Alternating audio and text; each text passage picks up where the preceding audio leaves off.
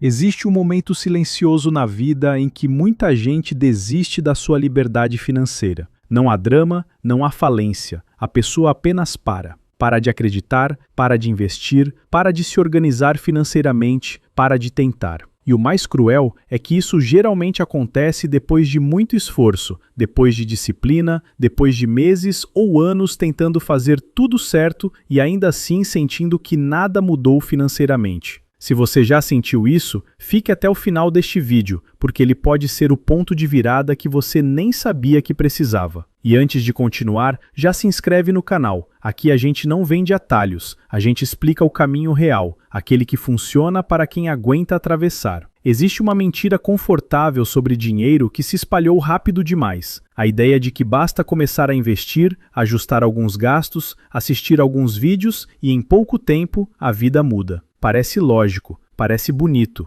parece justo, mas não é verdade. Construir patrimônio não é rápido, não é empolgante no início e definitivamente não é visível por muito tempo. E é exatamente por isso que tão poucas pessoas chegam lá. Vamos colocar os pés no chão. A maioria das pessoas não fracassa financeiramente por falta de informação. Elas fracassam porque abandonam o processo antes do tempo necessário para ele funcionar. O começo da construção patrimonial é lento, ingrato e psicologicamente desconfortável. E ninguém te prepara para isso. Imagine que sua vida financeira é como a construção de uma casa. Antes de levantar paredes, antes de escolher a cor da fachada, antes de pensar na decoração, existe uma fase longa, suja e invisível. A fundação. Nessa fase, de fora, parece que nada está acontecendo, mas é exatamente ali que tudo está sendo decidido. Se a fundação for fraca, o prédio até pode subir, mas vai cair. Se for sólida, ele aguentará por décadas. E agora vem um ponto importante. Especialistas em planejamento financeiro costumam dividir a jornada patrimonial em 4 grandes etapas. A primeira é o aprendizado. É quando você ainda está entendendo como o dinheiro funciona. Talvez ganhe pouco, talvez ainda dependa de alguém. A segunda etapa é a fundação. Você já tem renda, mas está construindo base. A terceira é a acumulação, quando o patrimônio começa a crescer de forma mais acelerada. E a quarta é a colheita, quando você vive dos frutos do que construiu. A maioria das pessoas nunca passa da segunda fase. E não é porque não conseguem, é porque desistem. Agora pense comigo. Na fase da fundação, você ganha menos do que gostaria, vive abaixo do padrão que poderia, investe mensalmente sem sentir impacto visível, corta excessos, organiza a vida financeira e mesmo assim, externamente, tudo parece igual. Você continua no mesmo lugar, com o mesmo carro, a mesma rotina. Enquanto isso, pessoas ao seu redor parecem avançar mais rápido e viver melhor. E isso, muitas vezes, pode ser doloroso. É aqui que o cérebro começa a sabotar. Porque o cérebro humano odeia 3 coisas: esforço sem recompensa imediata, progresso lento demais e resultados invisíveis. E a fase da fundação tem exatamente essas 3 características ao mesmo tempo. Vou te dar um exemplo simples. Imagine que você consegue guardar R$500 por mês. Em um ano, isso dá R$6.000 investidos. Se esse dinheiro render 1% ao mês, o que já é uma boa rentabilidade, o ganho em juros no primeiro ano será algo em torno de R$390. Isso dá pouco mais de R$30 por mês, um valor menor do que um lanche. E aí a pergunta aparece, quase automática: vale a pena todo esse esforço? Nesse momento, muita gente conclui que investir não funciona, que o sistema é injusto ou que só enriquece quem já nasceu rico. Mas a verdade é outra. O problema não é você. O problema é que ninguém te ensinou que no começo os juros são quase irrelevantes e que nessa fase o que realmente importa é o aporte. Aproveitando, me conta aí nos comentários se atualmente você tem algum valor investido. Agora que você entendeu isso, vamos avançar um pouco mais fundo. Imagine que você tem um patrimônio de R$10.000. Se você aporta R$500 por mês, esse aporte representa 5% do seu patrimônio total. Se seus investimentos renderem 1% no mês, isso representa apenas R$100. Ou seja, o dinheiro que você coloca vale 5 vezes mais do que os juros gerados. É por isso que você sente que está correndo numa esteira. O esforço é real, mas o movimento parece mínimo. E isso não é um erro. Isso é exatamente como deveria ser. O problema é que ninguém posta sobre essa fase.